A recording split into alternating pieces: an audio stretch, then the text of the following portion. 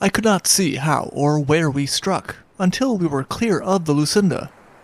I asked the captain how it happened, and he said, "The wheel would not come over," and added, "She had not enough steam." And then he said, "I won't risk it again."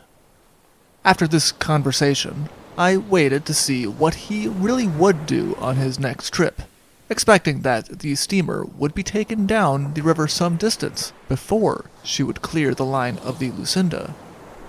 The week, Brisbane, 21st of February, 1896.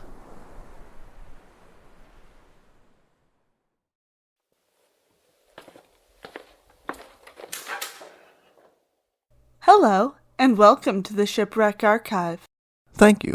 Would you happen to have the story? The Fatal Course of the Ferry Pearl. Here we are. Enjoy!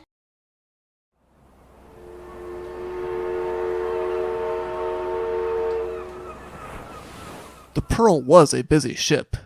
She and two other ferry steamers named the Alice and the Young Matt had been hired to transport people across the Brisbane River after the Bridge Board, on February 13th, had ordered that Victoria Bridge be closed due to a flood. The rafts of debris that the floodwaters had washed down had formed rafts that had compromised the structure and safety of the bridge as they hit the supporting beams, causing the bridge to start sinking.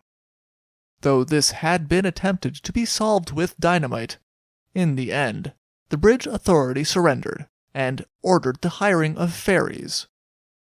Among the criticisms that people would have about how the entire situation had been managed, the fact that the bridge authority had not dealt with the rafts of debris until it was too late was loudly voiced.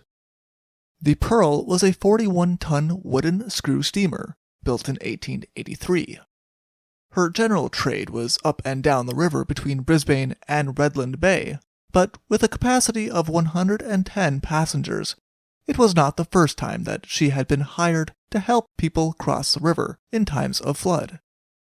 On the same day as she had been hired for the job, the Pearl and the other ferries got to work, transporting people between Musgrave Wharf, South Brisbane, and the Queen's Wharf, on the city side of the river. Anchored at the Musgrave Wharf were the government steamers, the Normanby and Lucinda, whose anchor chain the Pearl had run afoul of, according to the story of passenger E. Tonnage. When Tonnage had asked Captain James Chard how he would steer the ship the next time, he had said next time he would go below the Lucinda. Dubious, rather than returning home right away, Tonnage and two other passengers remained on the wharf to watch what the captain would actually do on his next passage. To their amazement, rather than heading further down the river, where the crossing would be safer, they watched as Captain Chard made no changes to his course at all. And, to compound the matter, he did not come around as quickly as the other two ferries had done, making the same passage. The crossing that Tonnage was watching, with mounting horror on the wharf, was the 5 o'clock passage, full of businessmen who were leaving the office for the day, and women who had been to town shopping or working in one of the garment factories in the city.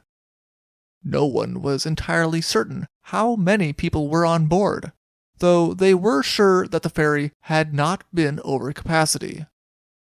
Most estimates place the number of passengers between 80 and 100, though Captain Chard would put the number between 50 and 60.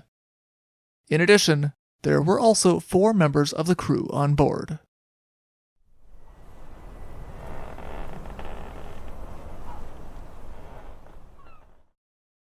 On board the Pearl for her final voyage, James Wilson, his wife, and their companion Mrs. Harper were the final people to go on board at Queen's Wharf.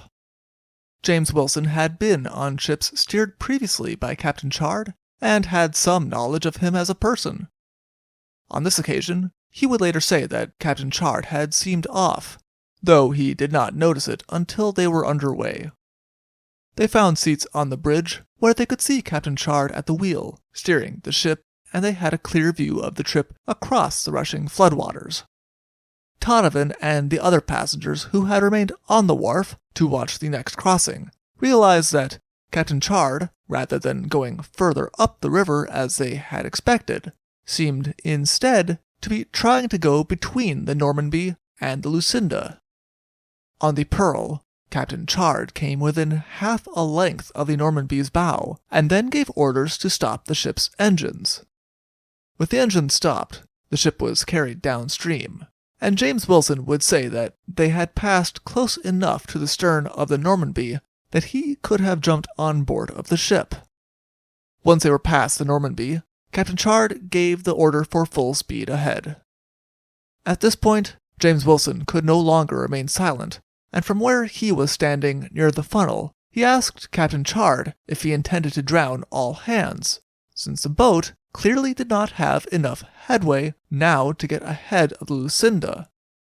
Indeed, he would later say that he did not believe there was enough room for the ferry to go between the two government ships without a good head of steam.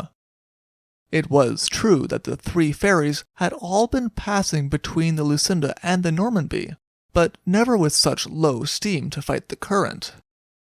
Not only that, but one of the members of the crew of the Normanby would later state that the captain of the Normanby had ordered the ship to be given a longer chain that afternoon. The two government steamers were now about 100 yards closer together than they had been before. Captain Chard looked over at James Wilson when he protested the orders that he was giving, but did not say anything, and continued on his disastrous course. The Pearl got swept down by the strong flood current of the river, just as James Wilson had predicted. She struck the anchor chains of the Lucinda, and Captain Chard gave the order to stop. Then came the order to reverse the engines, but it was far too late. As the Pearl struck the chains of the Lucinda, she carried away the Lucinda's bowsprit with her funnel, and then came onto the chain's broadside.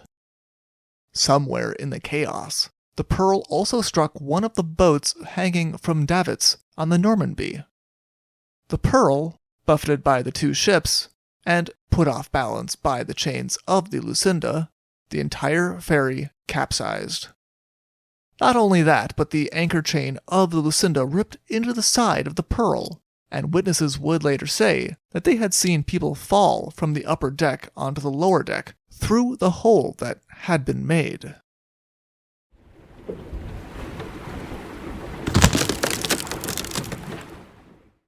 Down in the engine room, Marine Engineer Walter Tate had his ear to the speaking tube and his hand on the lever waiting for orders.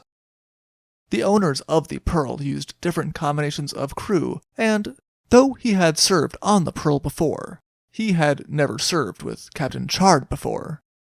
As they crossed the river on this last voyage, he had not received a single order, but then had come the order to slow down the engines, stop the engines, and then reverse.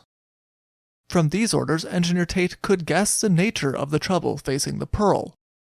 He also knew it was too late. In still water, it would take 30 revolutions of the steamer's screw propeller for the steamer to come to a standstill. Whatever Captain Chard was hoping to avoid, based on the orders that had been given, it was far too late. Still, Tate only left his post when water began to rapidly fill the engine room. The engine was still reversing the ship, but as he left, Tate pulled the lever to stop the engine. With the Pearl sinking, a turning propeller could do more harm than good. The water was already starting to reach the awning of the ferry as Tate reached the side of the ship. He barely had time to dive out of the ship and into the river. He knew that at least a couple of people had been trapped under the awning. Many of the passengers saw the accident coming, and a few of them even jumped into the water before the ship capsized, seeing the inevitable end of the ship, which sank in the space of only a couple of minutes, if that. On the deck of the ship, James Wilson had been standing near where his wife and their companion, Mrs. Harper, had been sitting, since the seating on the ferry was limited. When he knew that the ship was going over, Wilson put his arm around his wife's waist and as they went into the water, she told him that she would stick by him, since she knew he did not know how to swim. The couple went under the water together, but Wilson felt something hard underfoot and used it to kick off so he could return to the surface. When he surfaced, though, his wife was no longer in his arms. He would never see her again, though he later had the solemn task of identifying Mrs. Harper at an undertaker's shop. Wilson managed to keep himself above water until a boat was able to pull him out of the river and bring him to safety. He was later found by the newspaper reporters entirely devastated by the loss of his wife, but being well cared for by his neighbors. He was not able to remain in mourning long either. Mrs. Harper, who had been staying with the family, left behind 4 children in his home, between the ages of 1 and 8. And the newspapers reported that Wilson had declared that he was taking charge of them, now that they had no parent.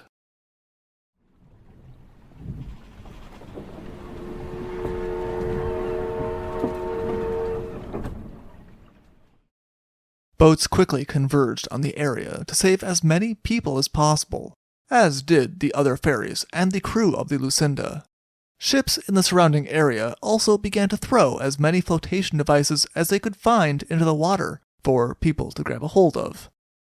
Martha Morin had been traveling with her father and brother after they had just held a funeral for her mother that morning. The trio found seats on the upper deck of the ferry, and when the ship capsized, they were thrown into the water.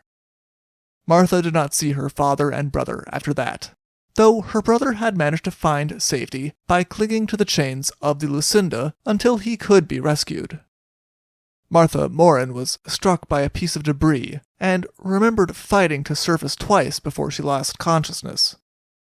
One of the people who went out in a boat to help the people in the water would later testify that he had seen her father, but that he had been one of the first people to go under.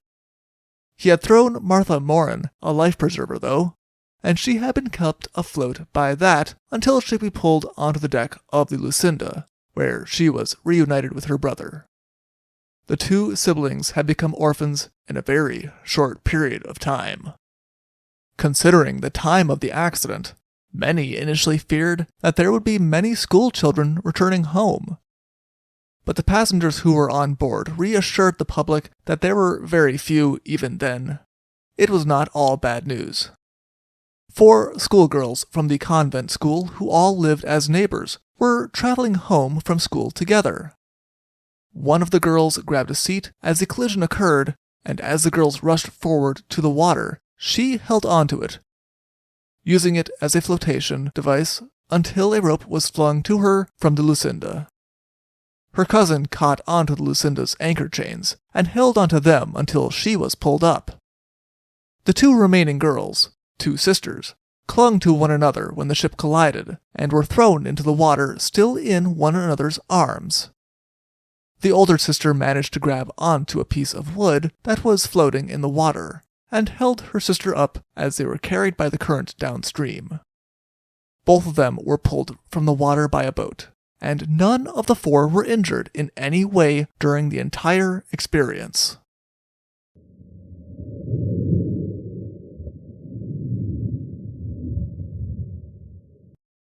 Captain Chard initially did go down with his ship, but as he reached the bottom, he could feel the bridge breaking under his feet, and then the vessel listed so heavily that Captain Chard was thrown against the anchor chains of the Lucinda, which knocked the air out of him, and he went under again.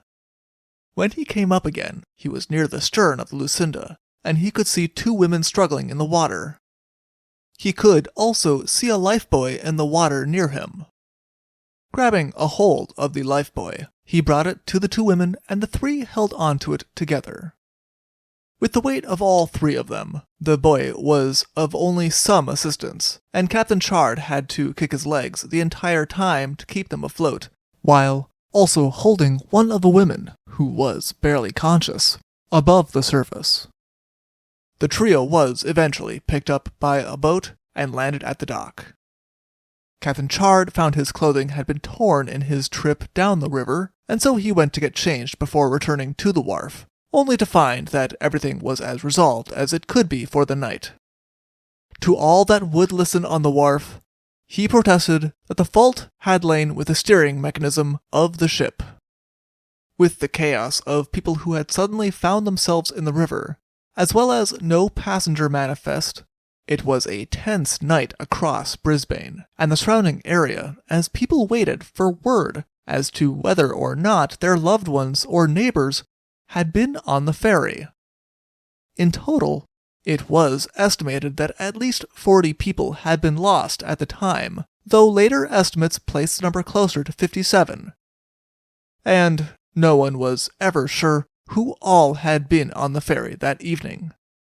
By the next morning, it was a matter of recovery more than rescue, and the city got ready for the inquiry, hoping that it would bring them answers.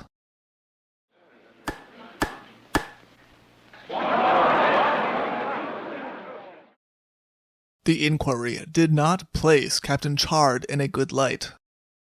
James Wilson made allegations in his testimony, and from his past knowledge of the captain, that he believed that the captain had been drunk that evening.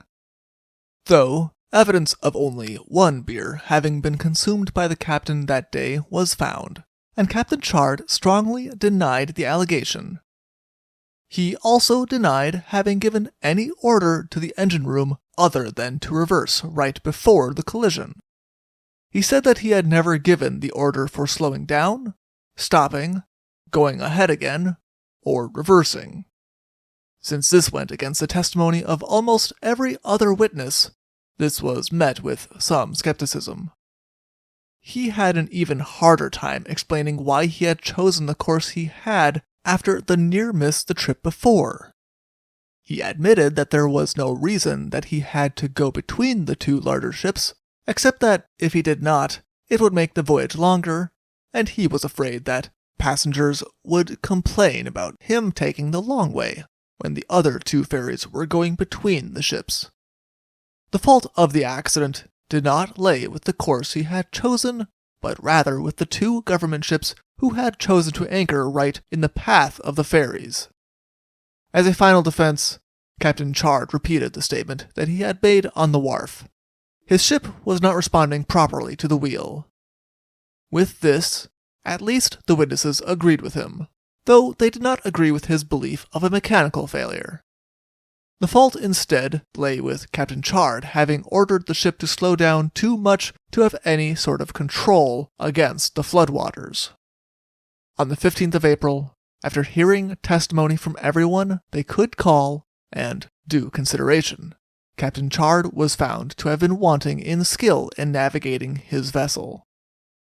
His certificate as a master, both for home trade and to take charge of steamers, were cancelled.